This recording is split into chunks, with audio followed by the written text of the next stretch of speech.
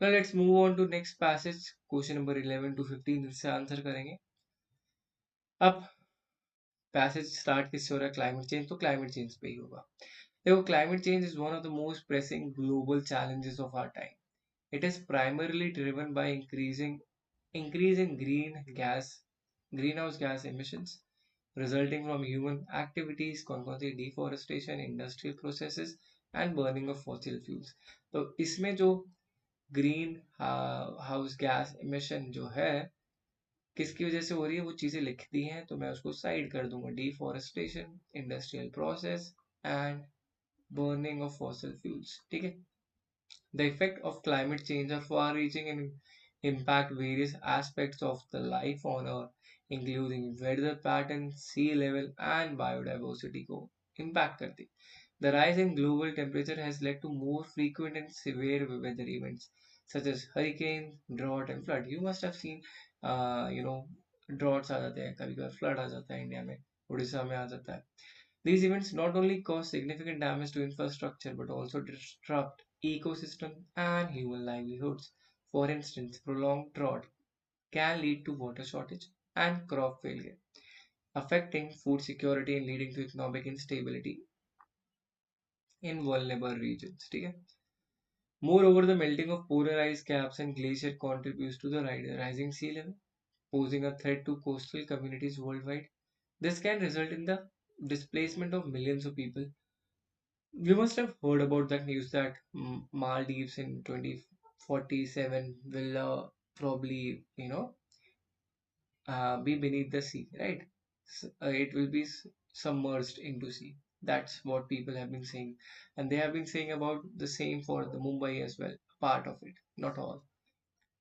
Additionally, the acidification of ocean due to increased carbon dioxide absorption negatively impact marine life, particularly coral reefs, which are vital for maintaining biodiversity. तो biodiversity के तो बहुत ज़्यादा परेशान हो चुके हैं, right? Efforts to mitigate climate change involve reducing greenhouse gases emission through the adoption of renewable energy sources. मतलब renewable energy sources पे जाओ और आप greenhouse gas emission को कम करो. Enhancing energy efficiency and promoting sustainable land use practices. International agreements such as Paris Agreement aim to unite countries in their efforts to limit global warming to below 2 degrees Celsius pre-industrial levels. ठीक है. Pre-industrial levels की बारे में बात करें, industrialization से पहले की बात कर रहे हैं. In conclusion, addressing climate change requires a collective, sustained effort from government, business, and individuals. While progress has been made, significant challenge remains in achieving a sustainable and resilient future for all. तो climate change के बारे में अब पहले आप पढ़ लो थोड़ा इस पैराग्राफ को अच्छे से, पहले इसको डिकोड करो. मैंने पूरा डिकोड नहीं करा. Why? I give you the reasons, because I want you guys to pay attention, और इस चीज को आप अच्छी तरह से आप डिकोड करो, और फिर उसके बाद करते हैं क्वेश्चंस को टैकल, जिससे it will get your answers और like this look by looking the question. आप बस डिकोड करना सीखो, उसके बाद सिंपल हो जाएगा सब.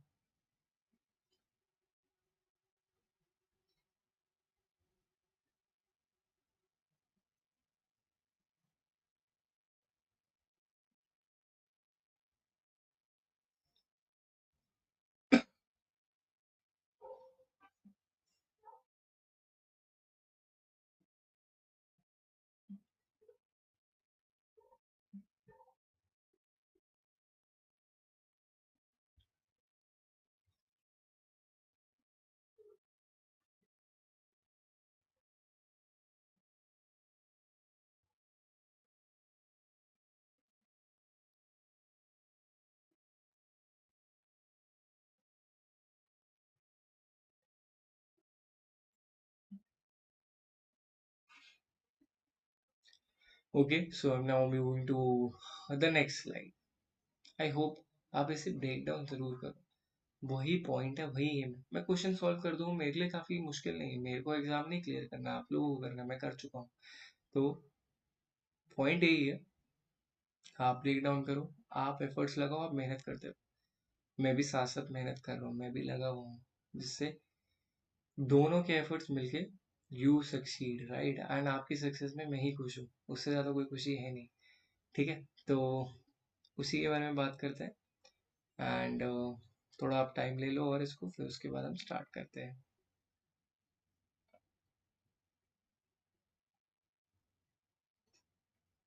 ओके, फिर चलते हैं क्वेश्चंस की तरफ, राइट। स्टार्ट करते हैं पहले क्वेश्चन के साथ। Which of the following are direct effects of rising global temperature mentioned in the passage? More frequent and severe weather events, okay, displacement of coastal communities, increased carbon dioxide absorption in oceans. तो अब आपसे पूछा गया है कि which of the following are direct effects of rising global temperature mentioned in the passage। तो मतलब हम जो बात कर रहे हैं अब, देखो सबसे पहला है कि more frequent and severe weather events, ये तो सही है, ट्रू है, बिल्कुल सही बात है। Displacement of coastal community, that is also true. जब हम बात करें जो कोस्टल एरिया में अगर लेवल बढ़ता है तो उससे प्रॉब्लम होगी या नहीं होगी। Increase carbon dioxide absorption in oceans, बिल्कुल सही है, हमने देखा है कार्बन हाउस एमिशन से बढ़ रहा है और उससे प्रॉब्लम हो रही है। अब उसके बाद बोला displacement of coastal communities. Coastal communities का कैसे हो रहा है, जब आप राइजिंग ग्लोबल टेम्परेचर की वजह से क्या हो रहा है, हमारे ग्लेशियर्स मेल्ट हो रहे हैं। ग्लेशियर्स मेल्ट होने की वजह से जो कोस्टल लेवल, सी लेवल राइज हो रहा है, सी लेवल राइज हो रहा है तो आपका डिस्प्लेसमेंट हो रही है कोस्टल कम्युनिटीज, तो that is perfectly right. In economic instability in vulnerable regions, that is also true, right? Why? Because आप देख रहे हो कि जहाँ जहाँ पे बहुत ज़्यादा प्रॉब्लम्स है, जो प्रोन एरियाज हैं टू डिजास्टर्स, वहाँ पे इकोनॉमिक इंस्टेबिलिटी होने के बहुत चांसेस होते हैं, बट ये 100% ट्रू नहीं, ठीक है। Why I tell you, because ऐसा कहीं गारंटेड नहीं है कि ये हमेशा ही हमेशा होगा। इकोनॉमिक इंस्टेबिलिटी हमेशा ही रहेगी, जरूरी नहीं है। बट इस क्वेश्चन के अकॉर्डिंग लोगों ने मेरे ख्याल से चारों को ले रखा है। देखो यहाँ पे थोड़ा कोई भी फंस सकता है। अगर आपके पास ऑप्शन में ए सी डी अगर कोई ऑप्शन है तो आप उसको टिक करते, बट अगर मैं ऑप्शंस में जाऊँ तो ए सी डी कोई मेरे को ऑप्शन नहीं दिख रहा है। यहाँ पे ऑप्शन है ऑल ऑफ दी अबव, ठीक है। तो मुझे यहाँ पे सेफर ऑप्शन जो है ऑप्शन नंबर फोर्थ लग रहा है, ऑल ऑफ दी अबव करना।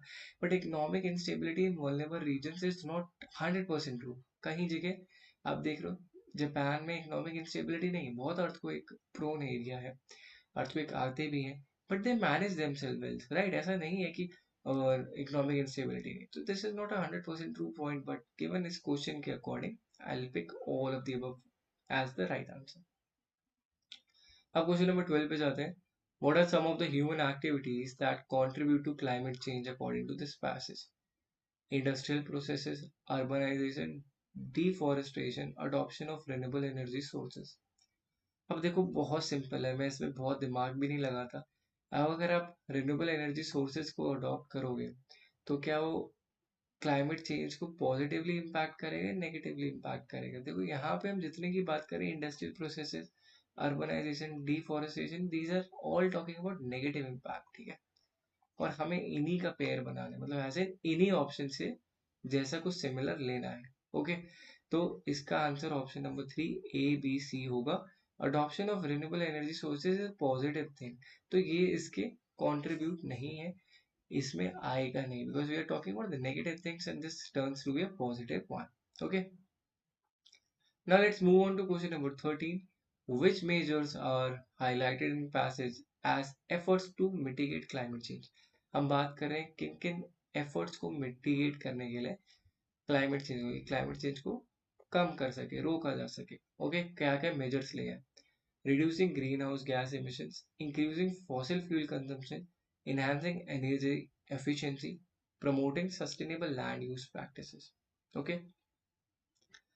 देखो reducing green house gas emission has been our agenda for why, sustainable development में हमने बात भी करी है, तो ये जरूरी हाईलाइट कर रखा है। इनहैंसिंग एनर्जी एफिशिएंसी, अगर आपको स्टार्ट पता चलेगा कि हमारी यहाँ पे like in our own country major like quite a percentage of the energy which being transfer basically transferred to us to our homes is not 100% efficient. जो ये ट्रांसफॉर्मर्स लगे हैं, जो ये वायर्स लगे हैं, जो लाइंस लगी हैं ना, ये काफ़ी एनर्जी का लॉस करती है, और उस एनर्जी लॉस का अगर हम टोटालिटी में देखें तो काफ़ी मेजर परसेंटेज है जो फॉल्टी इक्विपमेंट्स, फॉल्टी वायरिंग की वजह से, not up to the quality की वजह से, और हमेशा कुछ ना कुछ इम्पैक्ट जो है द वर्किंग प्रोसेस, वो कुछ ना कुछ वेस्टेज हमेशा रहता है। अगर हम इस एनर्जी एफिशिएंसी को एनहांस कर देंगे, उसको अच्छे से यूज करेंगे, देन जो भी हमारे लॉसेज है वो काफी कम हो जाएंगे, और उसकी वजह से इलेक्ट्रिसिटी भी जो चीपर मिलेगी। Promoting sustainable land practices, okay. Increasing fossil fuel consumption नहीं, that is not how you can mitigate climate change. आप डिक्रीज करो, दैट इज राइट, इंक्रीज करने से नहीं होगा। तो option number A, C and D would be the right answer for this one, ठीक है। Okay, now let's move on to question number 14, sorry. What are the potential impact of rising sea level discussed in the passage? आपसे पूछा है कि क्या क्या से potential impact है rising sea levels के, जो passage में discuss करेंगे। Displacement of millions of people, loss of habitat for numerous species, more frequent droughts, negative impact on marine life। देखो, सबसे पहला डेफिनेटली ट्रू, बहुत लोग डिस्प्लेस हो जाएंगे अगर सी लेवल राइज करता है। मैंने अभी आपको बॉम्बे का एग्जांपल बताया, मॉलडीव्स का एग्जांपल बताया। Loss of habitat for numerous species, that is also true. More frequent droughts is not the right thing. आपका इतनी ड्रॉट्स नहीं आएंगे, सूखा नहीं पड़ेगा, पानी का लेवल बढ़ रहा है, सूखने से उसका इतना कोई डायरेक्ट लिंक नहीं है। Negative impact on marine life बिल्कुल ट्रू है, तो option number A, B and D one is the right answer for this particular question, right? So let's move on to the last question of this passage. Which international agreement aims to limit global warming as mentioned in the passage? Okay, Kyoto Protocol, Paris Agreement, Montreal Protocol और United nation framework convention on climate change. देखो, मैं थोड़ा थोड़ा इन सबके बारे में बता देता हूँ। क्योटो प्रोटोकॉल 1997, जापान में है ये जगह क्योटो। वहां पे बोला क्या गया था, जितनी डेवलप नेशंस है उनको लीगली बाउंड करा गया था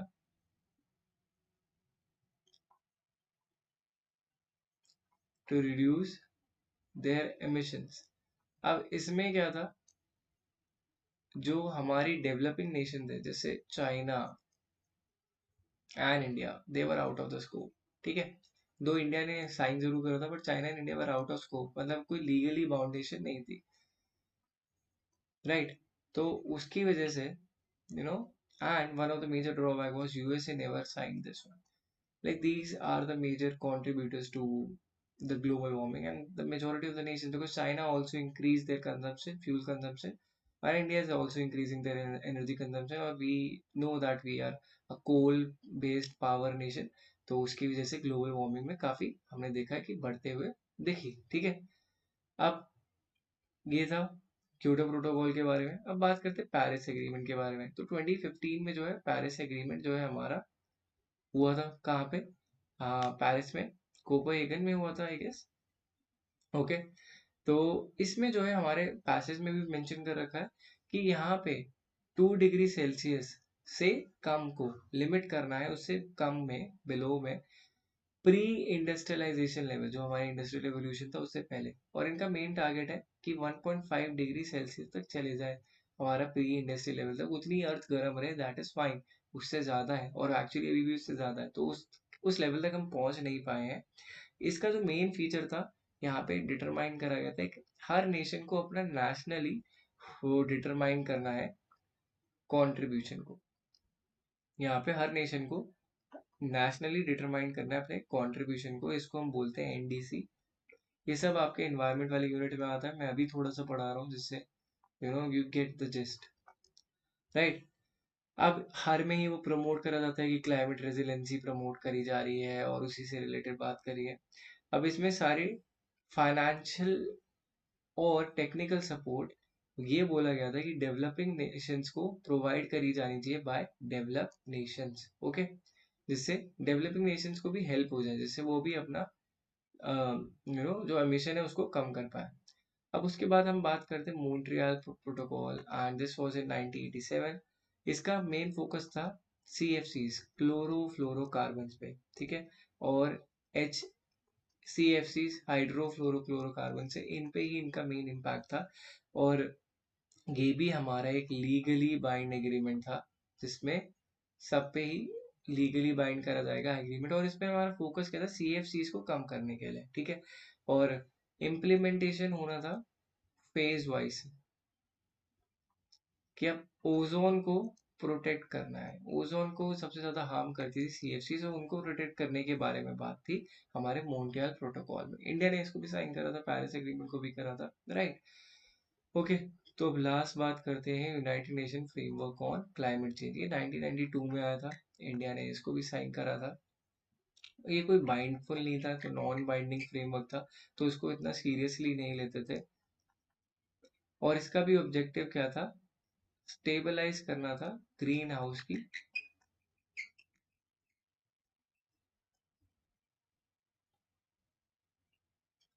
गैस कॉन्सेंट्रेशन को। तो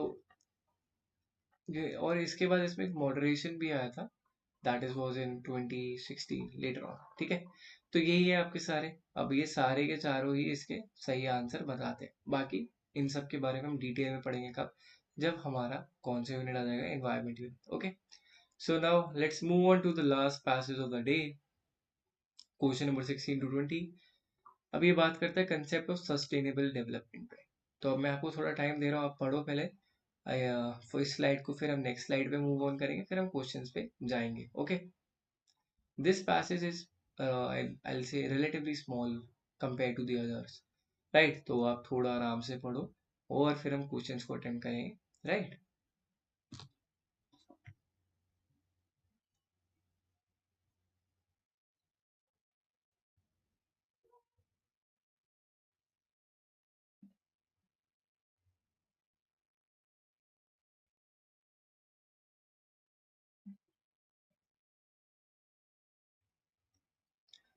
चलो मैं साथ साथ रीड कर देता हूँ। The concept of sustainable development has become increasingly important in recent years. Sustainable development aims to meet the need of the present without compromising the ability of future generation to meet their own needs. तो simple है, देखो sustainable development की definition यही कहती है कि आज की जो नीड्स है उनको आप ऐसे यूज करो जो फ्यूचर्स में आएंगे जनरेशन, उनके लिए भी रिसोर्सेज बचे, राइट। आप ऐसे एग्जॉस्ट मत कर देना। तीन मेन पिलर्स के बारे में बात करते हैं, economic growth, environmental protection, social equity. मतलब ये तीन चीजें हैं, economic growth, environment protection and social equity. Efforts to achieve sustainable development involves a balance between these three pillars. आप इकोनॉमिक ग्रोथ करो, एनवायरमेंटल प्रोटेक्ट भी करो, और एक सोशल इक्विटी, मतलब हर किसी को बराबरी का मौका मिलना चाहिए। For examples, economic activity should be carried on a way that does not harm the environment or deplete natural resources. Similarly, social policy should ensure that all members of society have access to the basic needs, food, water, and education, while also promoting economic opportunities. Okay, right? अब बात करते हैं दूसरी से। अच्छा, so this was a very small passage, तो आप इसको पढ़ लो अच्छे से, फिर उसके बाद क्वेश्चन अटेम्प्ट करते हैं।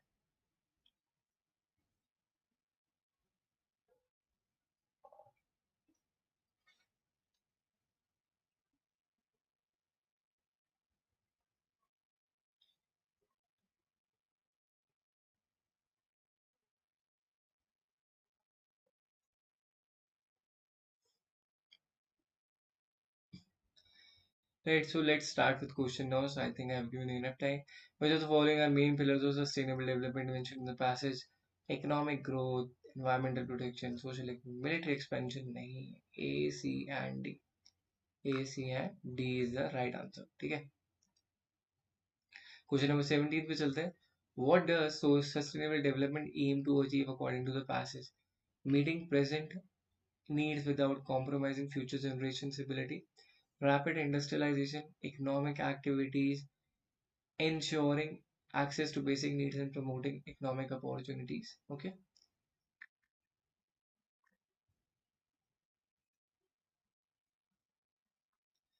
राइट। तो अगर मैं बात करूं क्या क्या होता है, देखो सस्टेनेबल डेवलपमेंट में एम करता है वो अचीव करने के लिए, सबसे पहला मीट करना प्रेजेंट की need without compromising future generation ability. बिल्कुल सही बात बोली। उसके बाद रैपिड इंडस्ट्रियलाइजेशन पे नहीं, वो उतना एम नहीं कर रहा कि आप रैपिडली इंडस्ट्रियलाइज करो।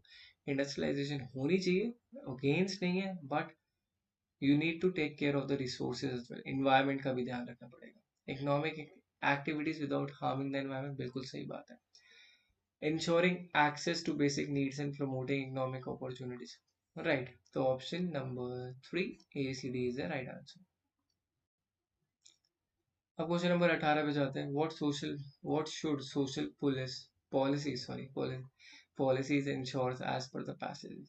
तो सोशल पॉलिसीज के बारे में बात कर रहा है। Access to basic need for all members of society, promoting economic opportunities, depleting natural resources, rapid urbanization. तो इसमें आपसे पूछा गया कि क्या सोशल पॉलिसीज इंश्योर करती है as per the passage? Access to basic need for all members of society, promoting. चलो अब मैं आप थोड़ा टाइम देता हूँ, आप सोचो। इसमें दो ही ऑप्शन सही है, so you don't have to pick three option, इसमें दो है, दो पिक करो और बताओ कि क्या सही है, क्या सही ऑप्शन है और क्या सही आंसर है। इसमें बहुत डिफिकल्ट नहीं है, getting it right, it's not that difficult.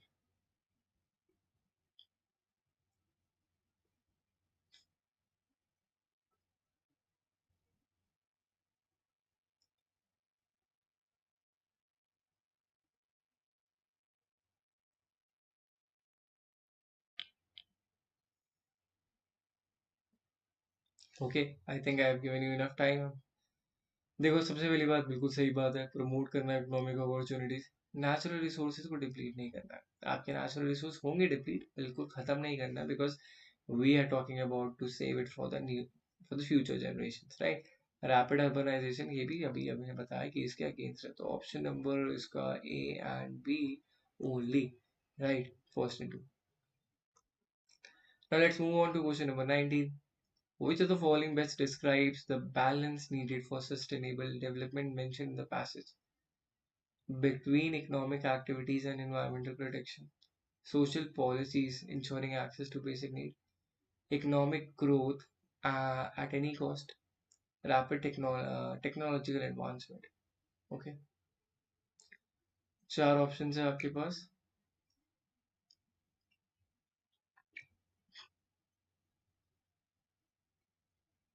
I'll give you a minute to basically pick the right answer.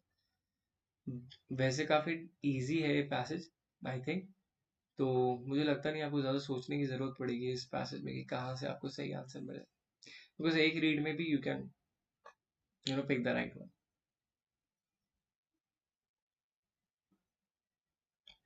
Between economic activities and environmental protection, बिल्कुल सही बात कर रहा है। Social policies ensuring access to basic need, बिल्कुल सही बात है। Economic growth at any cost नहीं, एनवायरमेंटल प्रोटेक्शन के बीच की बात करें, रैपिड टेक्नोलॉजिकल एनवायरमेंट नहीं, ऐसे अगेंस्ट नहीं है बट नहीं, उसी के बारे में बात नहीं करता। Option number 4 A and D is the right answer. Right, so let's move on to the last question of the day. What is a key aspect of sustainable development according to the passage? Promote करना social equity को, industrialization without considering environmental impact, economic activities that harm the environment, ensuring future generation needs can meet their needs. चार option है. I'll give you some time to think upon it and give the right answer according to you. Okay, फिर मैं बताऊंगा last question का क्या सही answer है।